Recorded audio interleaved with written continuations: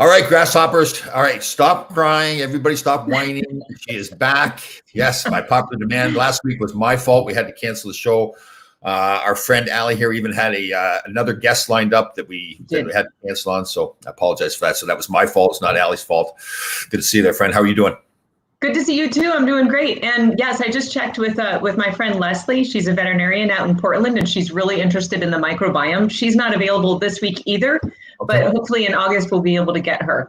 Perfect. Good deal. Good. So just to be clear, Allie's got her own business, ABC Medical Writing. That's pretty good. You're right. Yep. I took a week off and I still remembered it. She's a fantastic mother, wife. Her husband is a very proud Navy specialist, I guess we'll call him, in the nuclear field. Two fantastic sons that are master pull-up artists. So let's cover that. Yeah, let's cover that right away. Where are you at with your pull-ups? We are still at, I'm holding steady. I'm not regressing, which is great. And I'm not going to use age as an excuse. As you told me, no excuse. There you go. I've been doing push-ups at the rink while during practice and things like that. And I still need to get back into the pull-up progression. The more and more I think about that, that's fantastic. You should start a business for that, because how many times are parents just standing around at the hockey rink where they could be working out, right? I know. And it's great. I actually did yoga in the cold on one of the benches. Nice. Yeah, it's not so bad because you're like bundled up and you've got this nice, cool, refreshing air, and it's hot outside in Virginia. So why not go in and do cold yoga? Right. There you go. It's not a thing. People don't do that. But I know. I'm going to do that. I'm going to drive by hockey rinks and just walk in there and start working out with people. Have a little, get a business. Just bring bring one of your medicine balls in or one of your kettlebells and just be like, all right, let's do it. Slam that. It's really loud in there anyway. And it's, hockey families, anything goes. Oh, yeah. It'd be fun. That'd be fun getting everybody out there doing in the lobby, doing workout and everything. Get the kettlebell. I'll tell you, the kettlebell has become my favorite exercise now, too. Have you ever used a kettlebell? I have. I used actually young Ben as a kettlebell when he was 30 pounds at about a year of age. Nice. Did you ever drop him? Or? No, I didn't drop him, except for this one time when he was about a week old. He was a slippery little pig because I had put sunscreen on him in Hawaii, and I took him out of his little swing, and he was only a foot off the floor, but the slippery little guy slipped out of my hands, and I felt terrible. But he has a very hard head, so he was fine. No damage done. No damage done. All right, so as far as we know. We're going to talk about a lot of things, but our topic of the day is chickenpox, correct? Yeah, I just was kind of revisiting that era. A vaccine was licensed in 1996. And so there's a pre-vaccine era and a post-vaccine era within my lifetime that I actually remember, because I had chickenpox, but my kids have been vaccinated. So it's interesting to straddle that at my age and be thinking about what life was like for me as a kid having it, and, what I prevented my children from going through, and is that a good thing? And how do I feel about natural immunity versus vaccines? And we also had an interesting non-COVID related medical excursion last week with respect to ear infections. So kind of very interesting time to be treading carefully back into the world of infectious diseases, which leads me all the way back to my friend Leslie, who is the veterinarian, and the microbiome, which is your body actually needs to be exposed to different things to have good diversity. And not having something to do is not actually that great for our bodies, but I'm going to let Leslie really delve into that, because that's not my area of expertise at all. So 1997 or 96, that chickenpox vaccine was licensed. So do you recall how people accepted that? Did people fight it, or they just, It was slow uptake because, I think, did you say you had chickenpox? I did. Yeah. And so that was a rite of passage, right, for kids. Yeah. There were chickenpox parties, and it just was something that you knew you should get when you were younger versus older, because it was much worse for older people. The complication rate is more actually, on the order of 2 or 3 times worse the older you get into the late teens. So it was kind of a, get it done between ages 5 and 10-ish, was 5 and 12 maybe optimal time. So how does chickenpox start then? I mean, who had the first case of chickenpox? Where did it come from? The very first human case? Yeah. I don't know. I did just read that there's really no known animal reservoir. It can be passed via droplet transmission though, and it can also be passed via contact with open vesicles. But they're not actually finding virus in the dried. This is so gross, dried crusty vesicles don't tend to have the virus in them, from what I was just reading. Yeah, because all I can remember is my parents saying, "Don't scratch them, don't scratch you. Get a scar on yourself," right, all the time. Yeah, true. Yeah, I had hundreds and hundreds of vesicles. But when you develop natural immunity, you through chickenpox, you have very good long-lasting T cell immunity, and so that's great. I've actually tested my own titers in order to volunteer at the hospital, and there's still sky-high antibodies as well. But it's just you can't really measure T cells very well. So it was interesting to read this study that was looking at T cells. Interesting. We talked about T cells before too, and me not having a spleen. So my thyroid is where all my T cells are going. Correct? Is that... Thyroid? No. No. Thyroid does start with T, but no. Your spleen is a very good place for processing pathogens and developing immunity. But since you don't have that, the rest of your lymph nodes are hard at work helping that. So you have them here, tonsils. That may be the other T you were looking for. There you go. And also in your... I got my tonsils removed too when I was a kid. I'm pretty sure. Yeah. Okay. Well, you have some under your armpits too. Yeah, that's what it is. Is there anything else I want to take out of my body? I took my spleen, my tonsils, my teeth. Are those, Tom, are those real teeth? They're really paid for. They're porcelain, the front ones, the front four. Okay. Yeah. Okay, so you are one of those unfortunate hockey players that had your teeth. Well, everybody always asks me. They hear you play. Yeah, they always ask, "You've got your own teeth?" I go, "Oh yeah, never mind. I paid for them." Yeah. That was one of the funniest things. We were on Survivor. You go into LA before for casting, and they were interviewing and everything. And of course, they couldn't wait to ask me about my teeth. And they're beautiful. The dentist did a good job, yes. But like an idiot too. When I was younger, I used to thought it was really cool to open beer bottles with my teeth, the side teeth. So there's a couple missing back then too because of that. Yes, let's not do that, young people. Young people out there, your brain is still developing. Anybody younger than 25, brain's still developing, and neurotransmitters and anything that goes into your brain and wants to lock onto those neurotransmitters, lock onto those little receptors. They bind very, very tightly. So please stay away from drugs, stay away from alcohol until at least 25, boys. And then, even then, please don't. But if you're going to experiment with having a drink, please wait until you're legal and don't go overboard. Same thing with marijuana too. We touched on that. Now so many states making it legal. It's interesting. I was with an investor, a guy that invests a lot of marijuana deals, and he said we need to get away from calling it recreational. It needs to be adult use, right? So it's clearer. Like because you touched on a great subject that it's some people think it's okay. I don't think it's bad for you, but it's just like you're talking here for the young people with their brains still developing. Alcohol or marijuana or any other drugs is the problem, right? When you're developing. Well, the brain is super sensitive while you're developing, right? I mean, it's primed for learning, and it's just primed for, I think, influence, whether it's chemical influence or imagery influence. So I think it's important to take, and I was thinking about this yesterday while I was out running. It's really important to take good care of your brain as well as your body, and literally getting outside and moving your body and being in green space.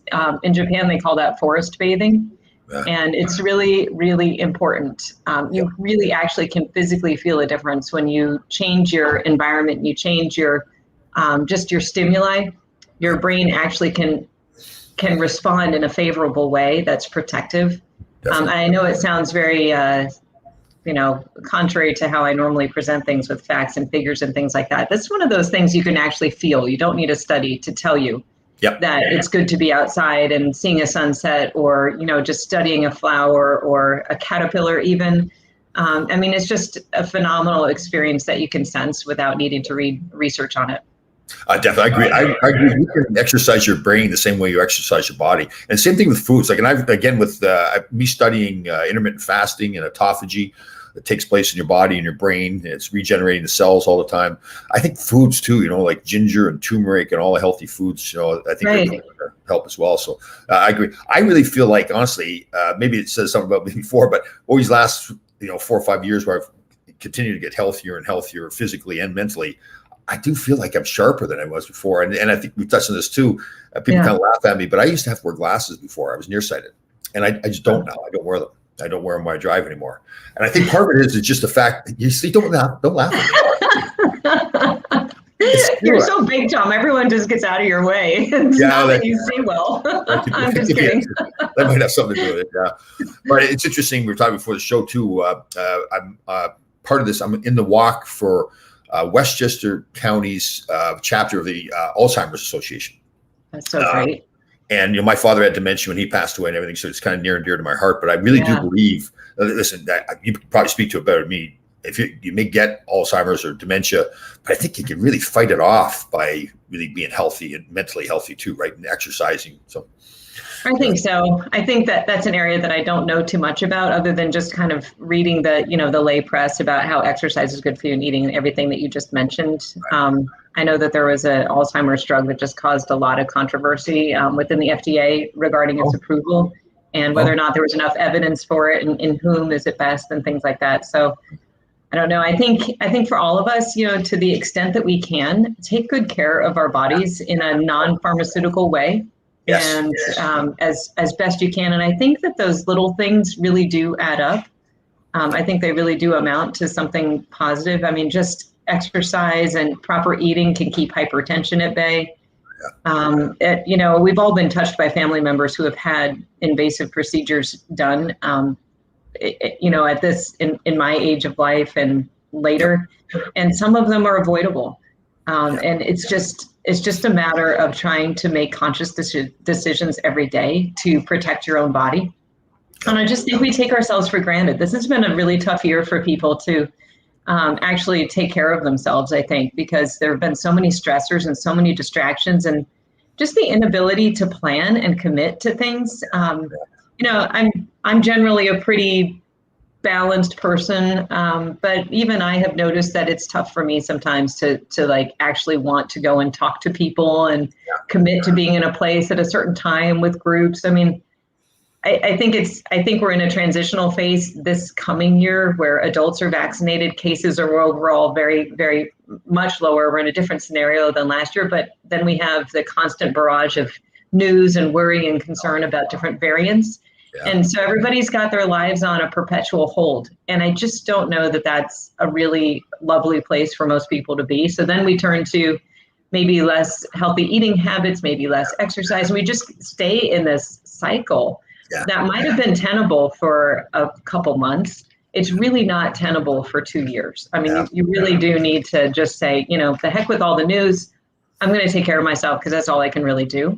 And the more that you resume agency and control over your own life and bring an internal locus of control versus external, which is kind of the trap we've been in for a year, the better it is for your mental and physical health. That was well said by you. I agree totally. Like I joke around with people. What's that? That was my soapbox. No, that's excellent. I like that. I agree with you 100%. I tell people I live in thoroughly blissful ignorance. I choose to not watch the news. If I want news, I'll go research myself. You taught me that. Go do my own research. I don't want somebody else telling me what the news is, what the facts. You get different opinions from different stations. I agree with you. I have a good friend that's in the mental health world, big advocate, actually a former athlete. Well, I have no problem. It's Corey Hirsch. He's very open. He was a goaltender, had his own mental health issues, and was really a big advocate, particularly up in Canada. And he really believes, the way he said to me was, there's a tsunami of mental health issues to come through all this, all the things you said. Yeah, you're right. It is so avoidable. I'm the same way too. Like I find myself sometimes now, like the last few days, I found I lose my temper quickly, like driving on the roads and everything. Things that didn't bother me before now are bothering me. And I'm glad I'm aware of it now. Right. And do something about it, So in fact, with the stress of one of my family members having a procedure and one of my own kids having, some ear infection issues that, details are not important, but just routine stuff that we've gotten out of practice handling, which can lead to, multiple medical visits and ultimately treatment that could have been done earlier, but was missed. It causes a buildup of anxiety because we are a little bit out of practice with all of that. And then it all kind of comes crashing in. Usually it seems like on a week, and you're just profoundly worried about your own self, your own family members. And so I was more conscious over the weekend about how I'm modeling my own anxiety management to my kids. Sure. And it's not something that my family really talked about when I was little. We didn't really talk openly about anxiety and depression and stress and all of that. We just kind of muddled through on the farm, right? I'm sure everybody had it in my family. It's not easy to have a small farm and be working and 2 kids in school and all that. But especially a farm that doesn't really earn a lot of money. It wasn't like it was a profitable business. So I think for parents out there who are dealing with their own stressors, know that how you talk about and how you model anxiety, whether it's going for a drive, picking the right music, or just even giving voice to the fact that you're stressed too and you're trying to do better managing it, I think shows children that it's normal to have a range of emotions, a range of experiences.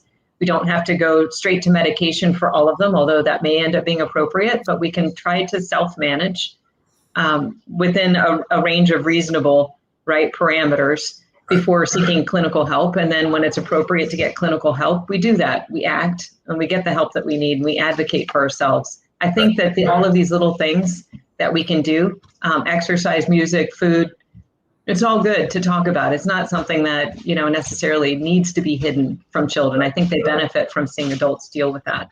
Definitely turn the music on and start dancing. I find myself, I'm dancing all by myself now. Like, just crank the music up and everything. But it's so right too. I mean, I think one of the problems, I don't think it's limited to men. Women are like this too, but maybe I'm wrong. It feels like it's more in men that they feel like if they talk about their feelings or that they feel weak mentally or something, that there's an issue, that people are going to look at them that they're less of a man, right? They're not as strong. And I've come to find it. I've come to find it's the exact opposite, really. I think the really strong person stands up and talks about those issues because, first of all, it may help them, but then it may help somebody else around them too to say, well, geez, if Tom can talk about his stuff, then I can certainly talk about my stuff too, right? So, right. I think maybe men are afraid, perhaps, of noticing one thing and then it would open the floodgates and they'll be like, oh my gosh, I see all these other things now. I'm not ready to deal with all of that. And I can completely appreciate that. You kind of like keep it in the box. Don't want to think about it. But that can lead to bigger problems over time, as I saw with dealing with the ear infections. If we try to let's just take something simple and silly like an ear infection, swimmer's ear. So 90% of all ear infections right now during the summer are swimmer's ear. It's water getting into the air, then getting trapped and then growing bacteria, right? So like pretty easy to handle. A couple drops in the ear shouldn't turn into anything major. I mean, it's really should not be a big deal. But if you're trying to gut through it and trying to self-manage and not really talk about it, you can, and then you go and maybe go to a doctor and you get the drops, but your ears are by then so bad, so swollen that the drops are not hitting the target, and you continue to try to self-manage. I mean, God bless you, trying to self-manage with Tylenol and Motrin around the clock. You're medicating the pain. You're not noticing if you have a fever or not because you're masking the fever. You won't pop a fever if you're medicating around the clock. So you don't really know that all systems are not progressing well. You don't really know because you're masking it. So this is just a metaphor for how we feel emotionally and internally, via something silly like ears, but it can turn into something much more difficult to treat if you don't catch it early. So tune into the little signs early on and try to get ahead of it and not just stuff it. Well, and you touched on the Tylenol there too, and I've told you the story, so I won't get into detail on air here, but you got to be very careful. I learned a lesson with a friend of mine who had too much Tylenol and got herself in real serious medical conditions, so you got to be very careful. And mixing alcohol with that too, so.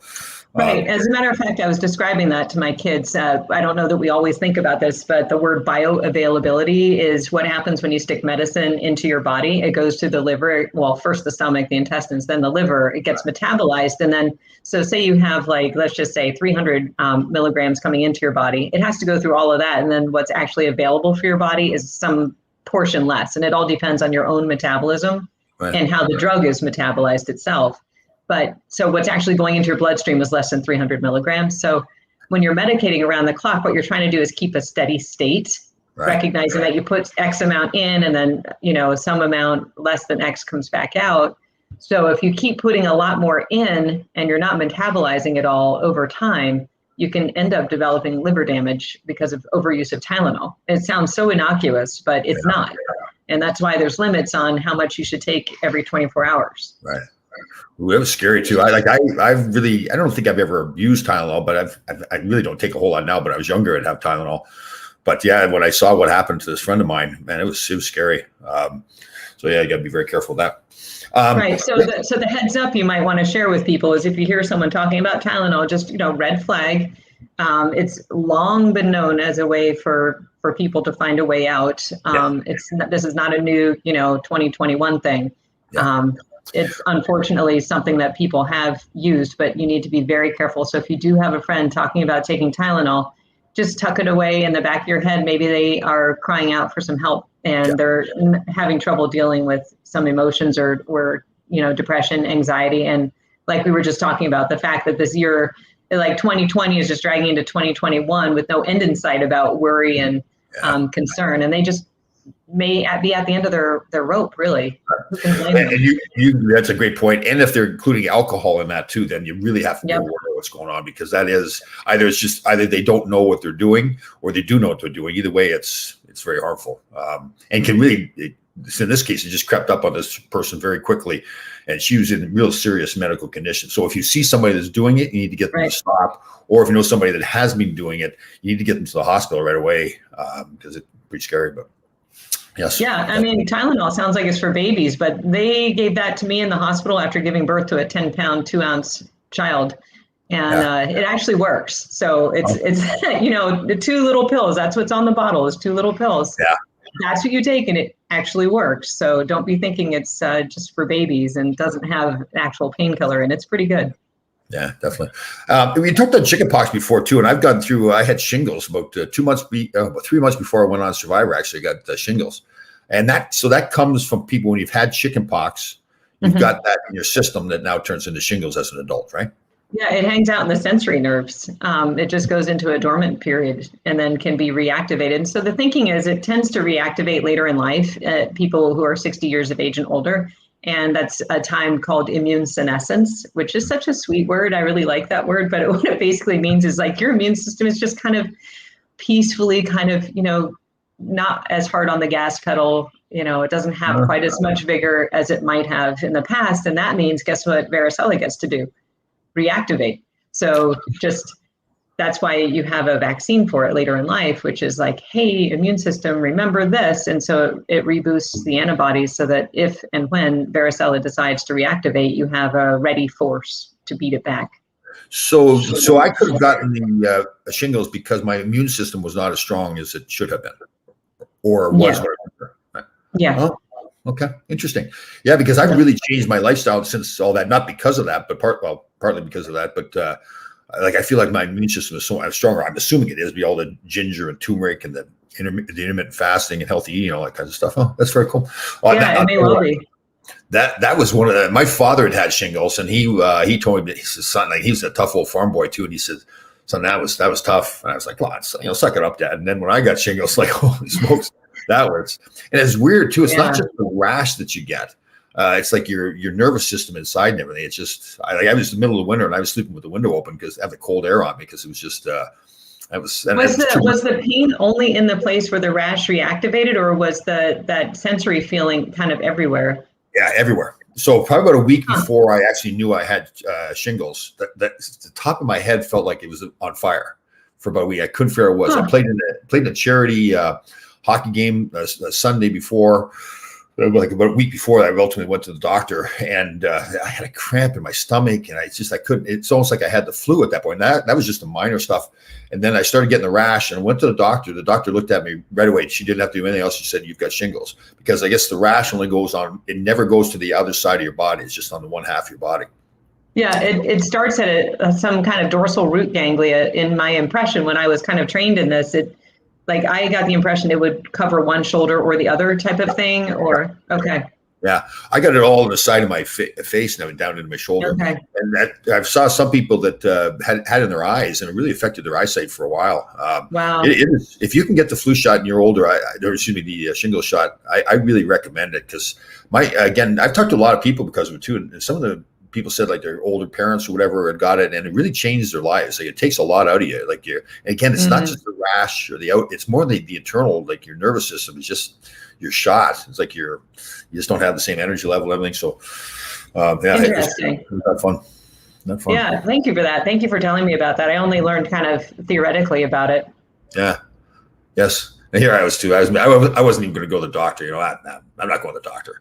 It's just finally got so bad I had to go to the doctor. So, yes. So the reason I was thinking about that though is with respect to what we're seeing with COVID, right? So we have vaccines for kids ages 12 and up, and I've been studying really carefully. I mentioned this before, so I won't bore anybody with it. But the concern about myocarditis, inflammation of the heart in adolescent boys. So What I was just now looking at is the vaccine era for COVID compared to chickenpox, and kind of the diseases are really different, but in some ways they kind of affect kids similarly. So babies and then older teens and adults were worse for chickenpox, worse outcomes.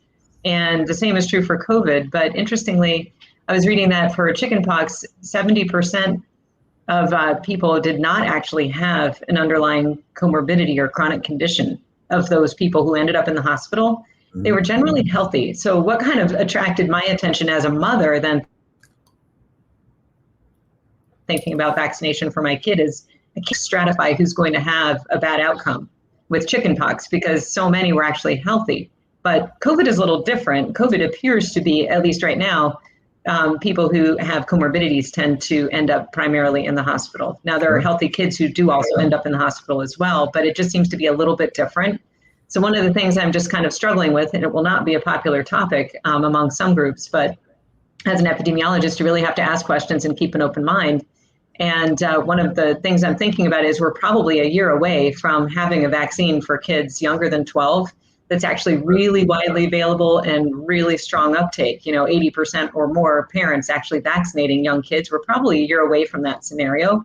And when chickenpox was in that phase, the vaccine just being introduced, the World Health Organization was saying, hey, kind of think twice about partial vaccination, because you actually end up reducing the overall circulating amount of the virus in a younger group, and it pushes infection up into the older ages. So if they don't have a chance to run into it when they're younger, they end up running into it when they're older, when the outcomes are worse, 2 or 3 times the likelihood of complications. So you kind of want to go like full court press with vaccination for chickenpox and get really, really good coverage so that you prevent people from contracting it later in life.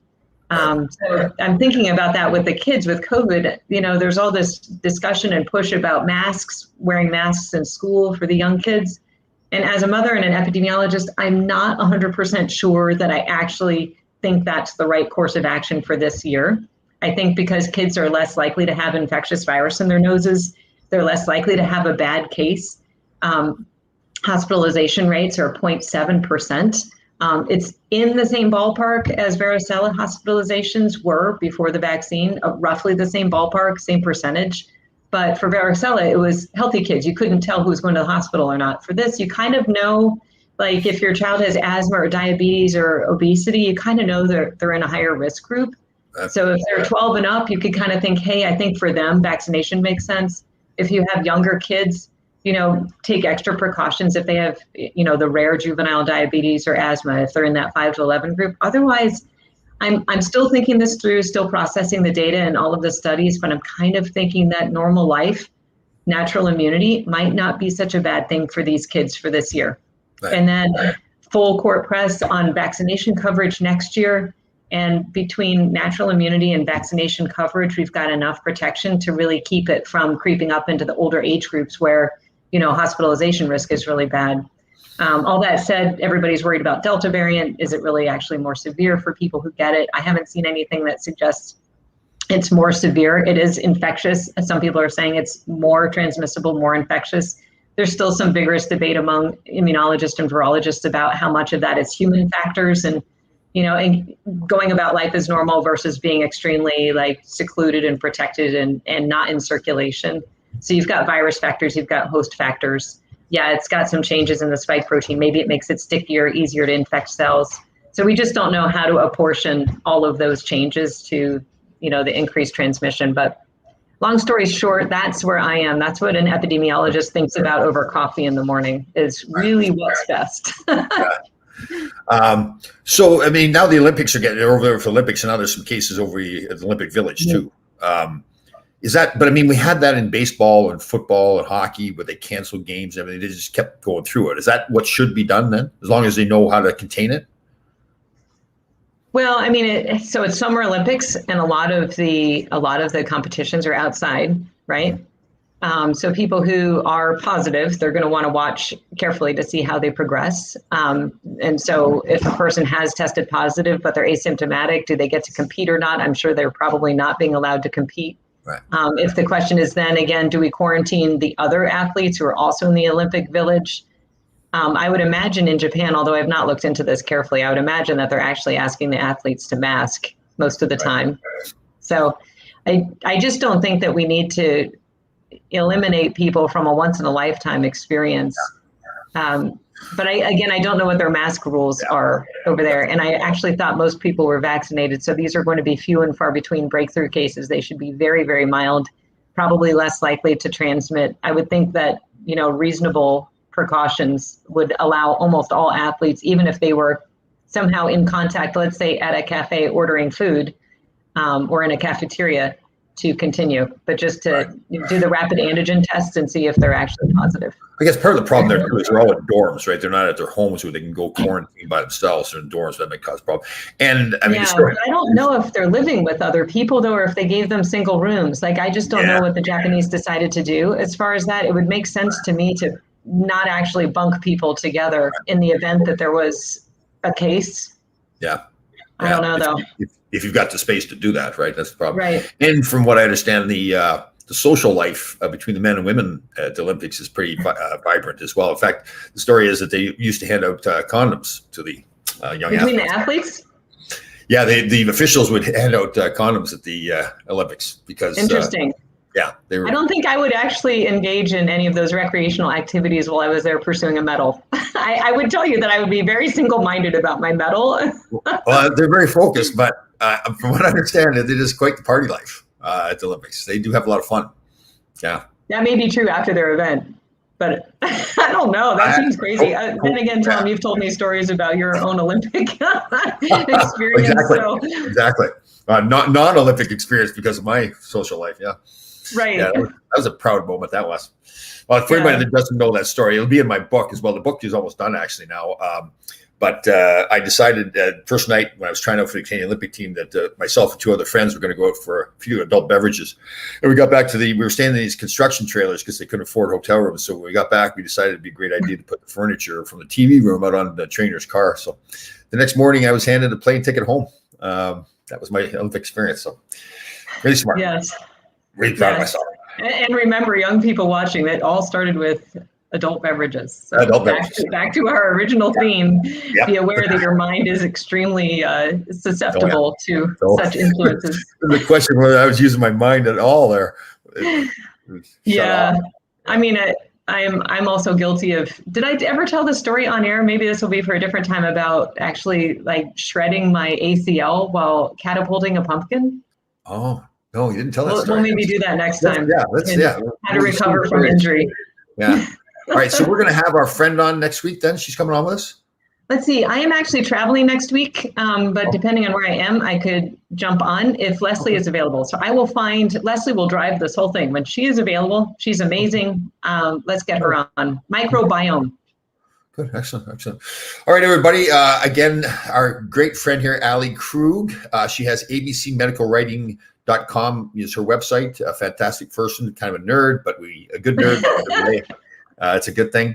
All right, good to see you again. We'll see everybody next week. Take care, everybody.